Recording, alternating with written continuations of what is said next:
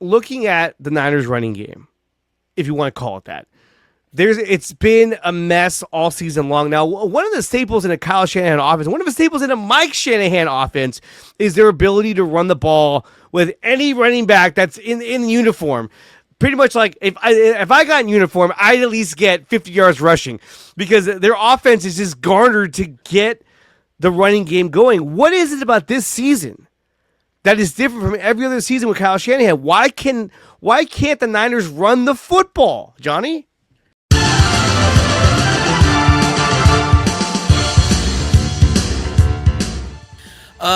So here we're running our wide zone, right? So this is going to go out here, and it reads from outside in on the gaps.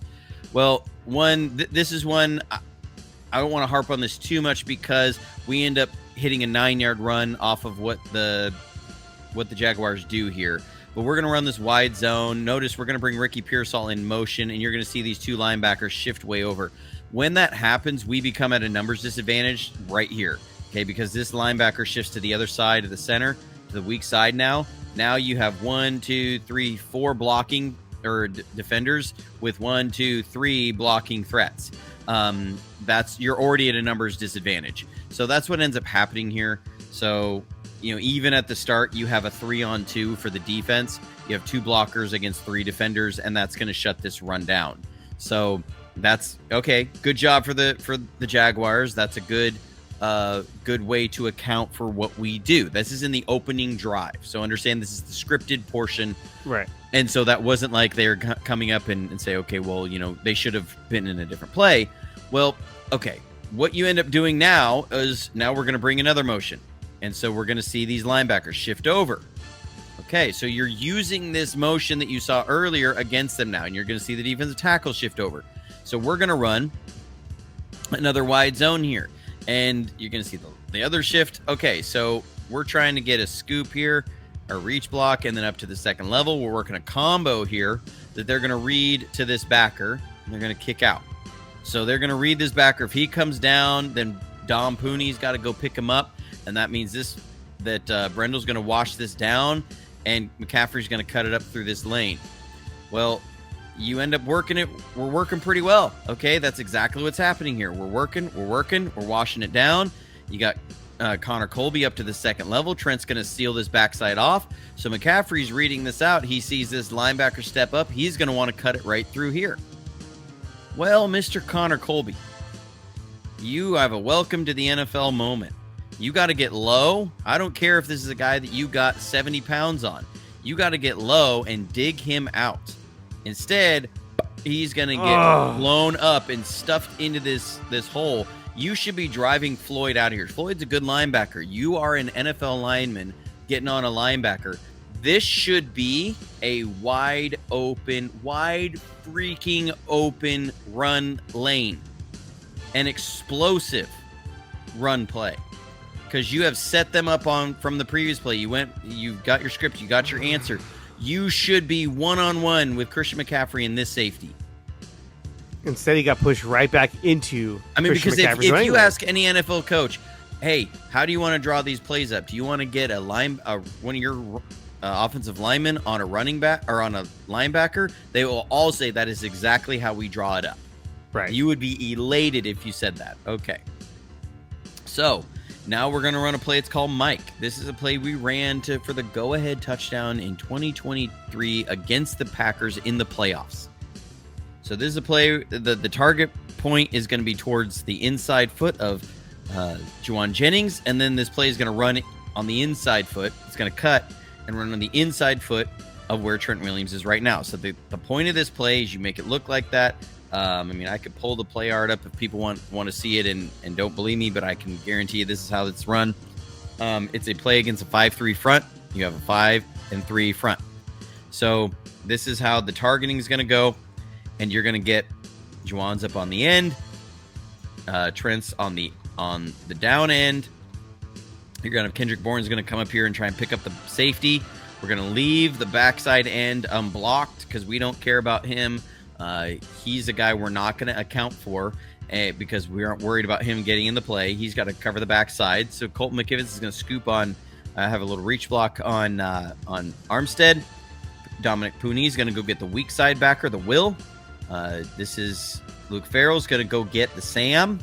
And then we're going to work a combo of Connor Colby and Jake Brendel on the one technique, or the nose tackle, reading to the Mike. That's why this play is called Mike.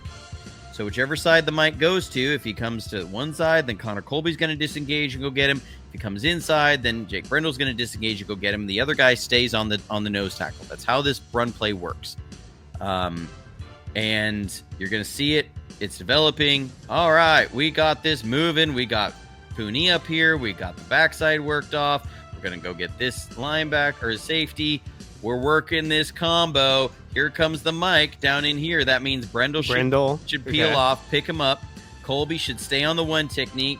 Farrell's going to go get the Sam. And this play should cut and then come right through here.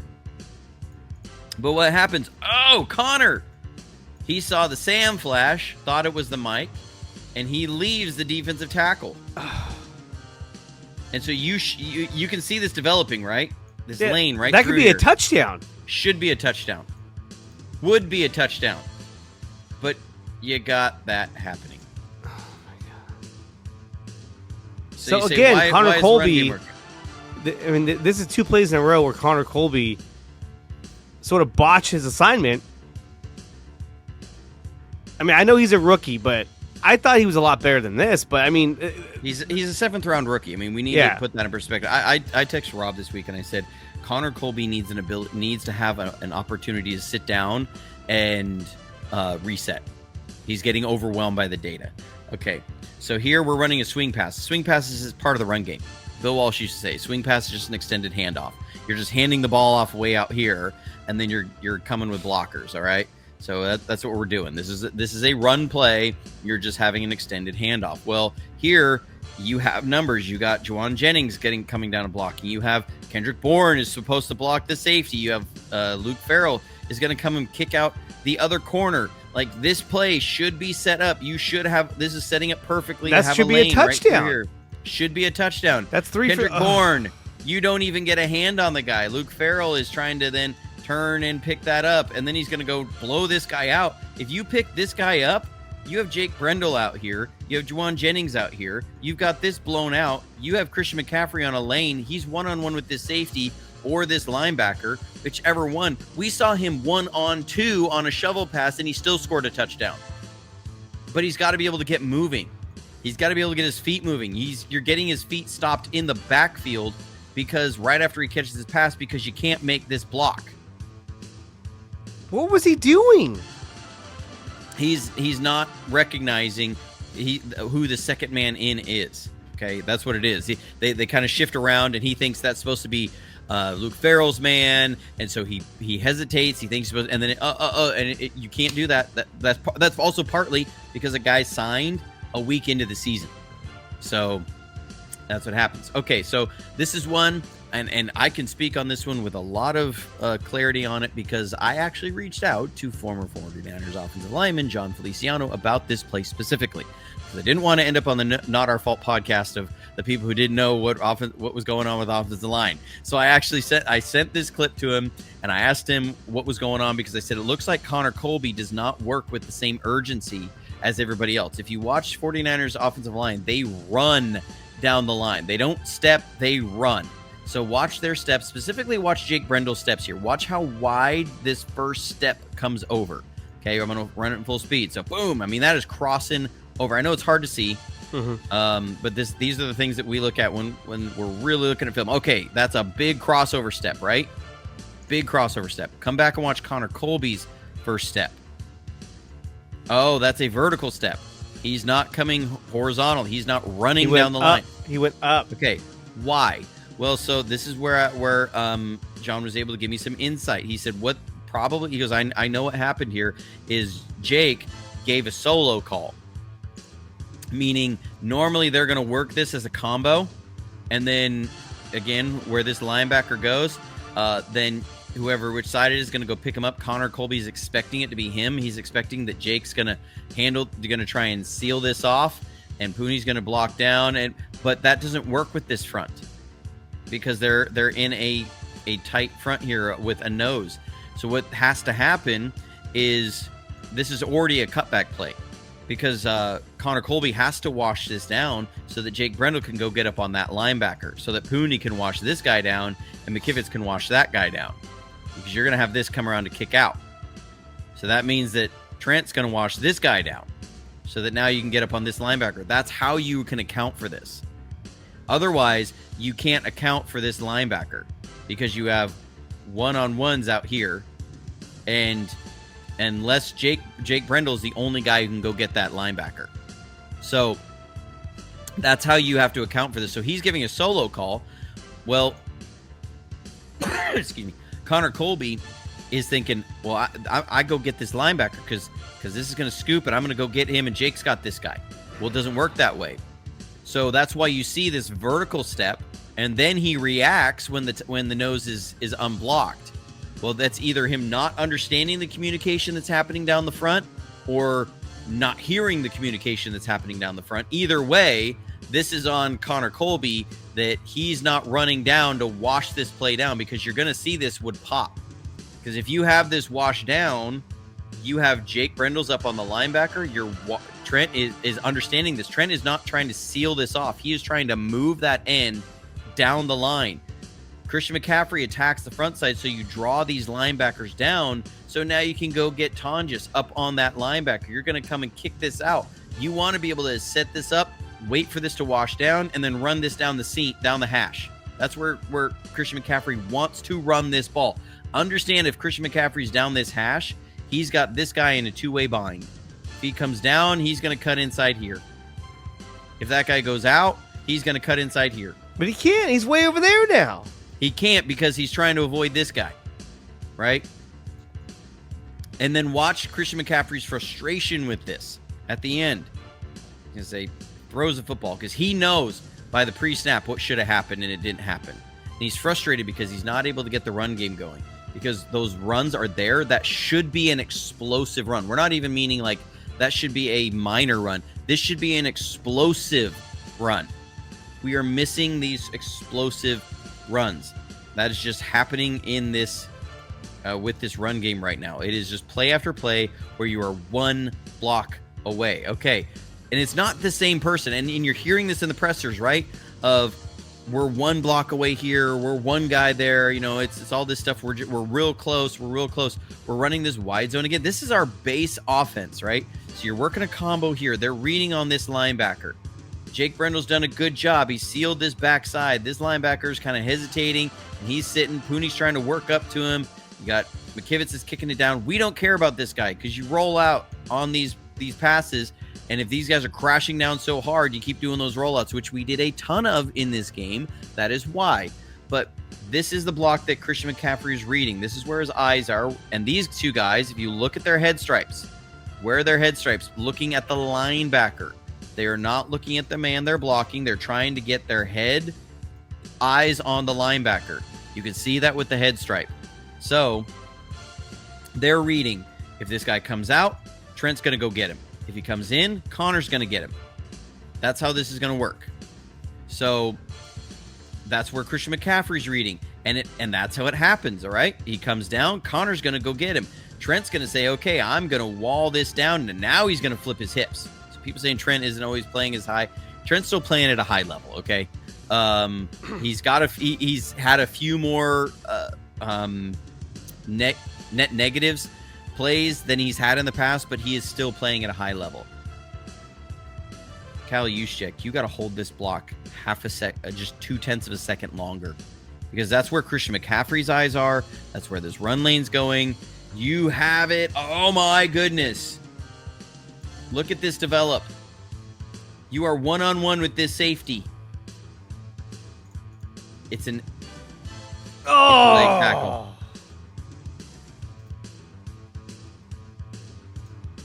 I'll let the silence show this when they say the silent tape.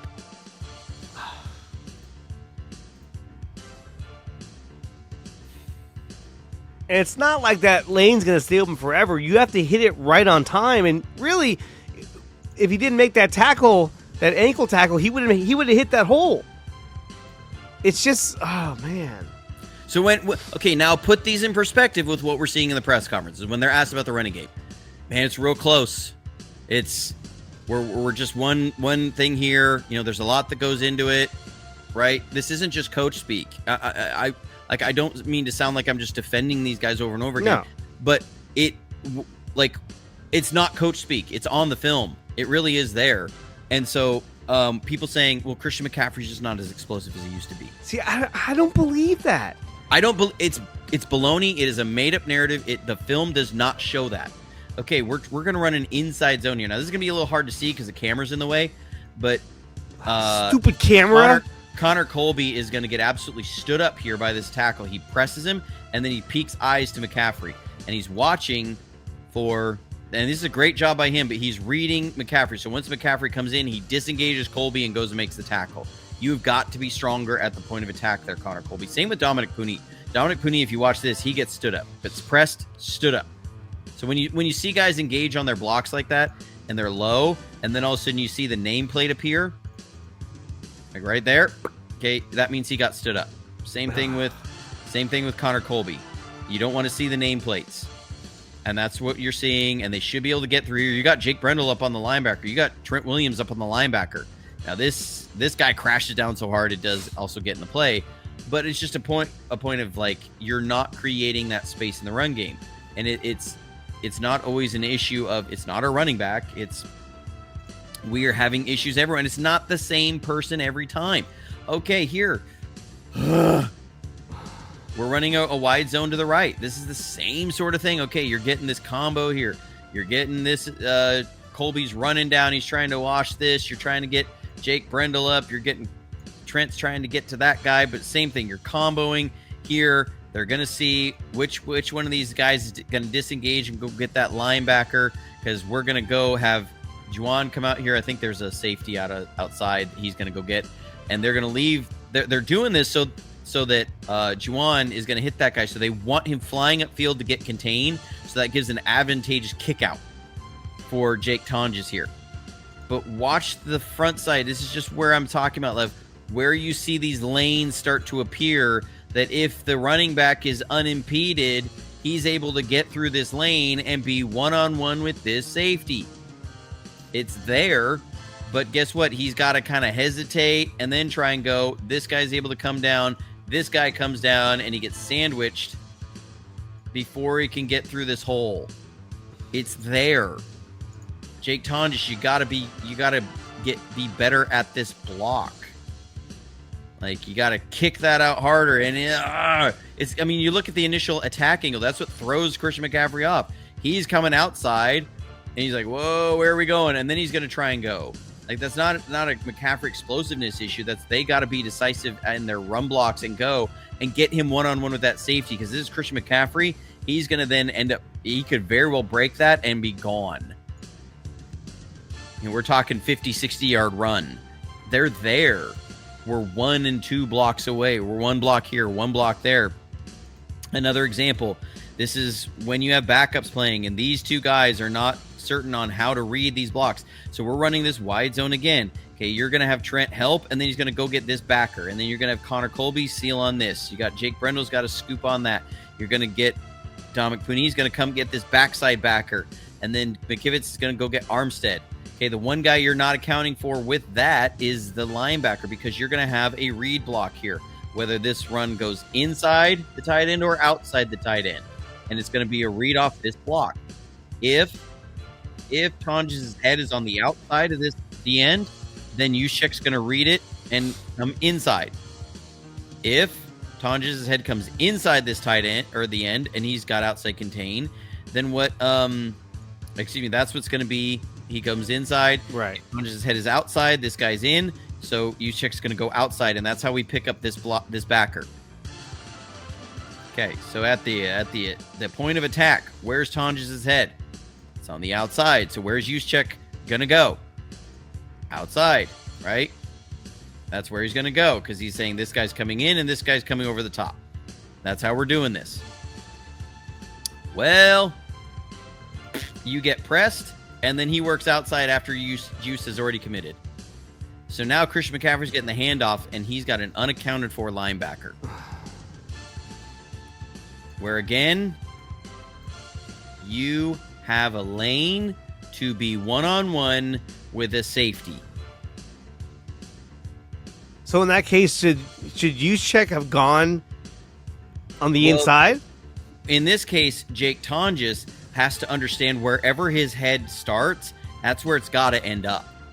So, because he's sending a read to Juszczyk. Right. So if you're going to get your head on the outside, you better flip your hips and seal this off. You do not allow yourself to get pressed. It's like he's trying to kick out here. He's got to understand your head was on the outside, so that sent a read to him. Juszczyk is watching his head.